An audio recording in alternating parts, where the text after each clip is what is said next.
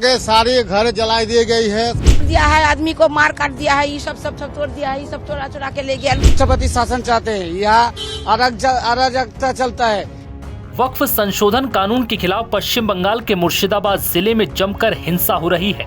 इस कानून को लेकर मुस्लिम समाज का एक बड़ा तबका इसके विरोध में सड़कों पर उतर आया, जिसके कारण मुस्लिम बहुसंख्यक जिला मुर्शिदाबाद हिंसा की आग में झुलस उठा। इस हिंसा में अब तक 3 लोगों की मौत हो चुकी है और 15 से ज्यादा पुलिसकर्मी घायल है।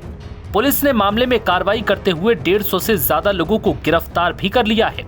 लेकिन सवाल यही है कि क्या वाकई वक्फ संशोधन कानून से नाराज होने के बाद ये हिंसा भड़की या फिर किसी साजिश के तहत हिंसा को भड़काया गया? क्योंकि जब पश्चिम बंगाल की मुख्यमंत्री ममता बनर्जी ये साफ कर चुकी थी कि ये कानून बंगाल में लागू नहीं होगा, उसके बावजूद ये हिंसा भड़की, तो फिर इस हिंसा को भड़काने वाला कौन था? क्या ये हिंसा किसी साजिश के तहत भड़काई गई? क्या इस कानून को लेकर खास तबके को डराया गया और इसी के तहत क्या हिंसा की प्लानिंग थी?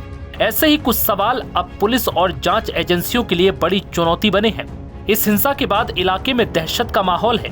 वहीं सत्ताधारी तृणमूल कांग्रेस और विपक्षी बीजेपी के आरोप प्रत्यारोप के दौर भी चरम पर है।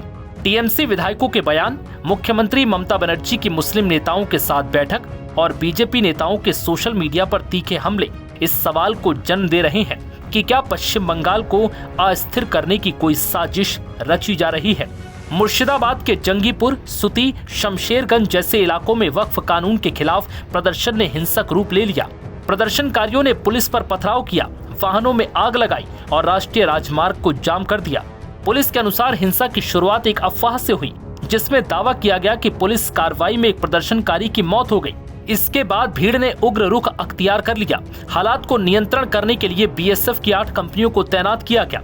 वहीं कलकत्ता हाईकोर्ट ने केंद्र और राज्य सरकार से विस्तृत रिपोर्ट मांगी है। कोर्ट ने साफ किया है कि वो आंख मूंद कर नहीं बैठ सकता और शांति बहाल करना उसका प्राथमिक लक्ष्य है। जिसके बाद मुख्यमंत्री ममता बनर्जी ने इस हिंसा के बीच मुस्लिम नेताओं के साथ एक उच्च स्तरीय बैठक की, जिसमें टीएमसी के कई वरिष्ठ नेता शामिल थे।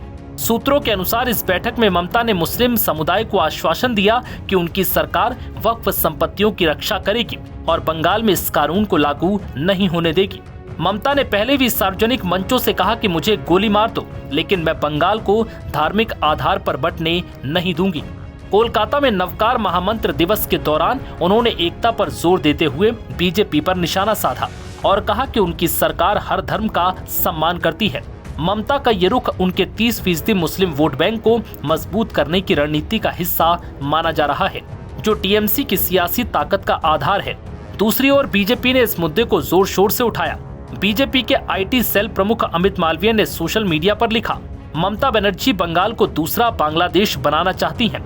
मुर्शिदाबाद में हिंसा सांप्रदायिक ताकतों को बढ़ावा देने का नतीजा है। हालांकि इन सब के बीच राजनीतिक आरोप प्रत्यारोप तो जारी है, लेकिन वक्फ कानून और तमाम अफवाहों के बीच बंगाल के कुछ हिस्से जल रहे हैं, जिनको बचाना बेहद जरूरी है। नव भारत टाइम्स की रिपोर्ट।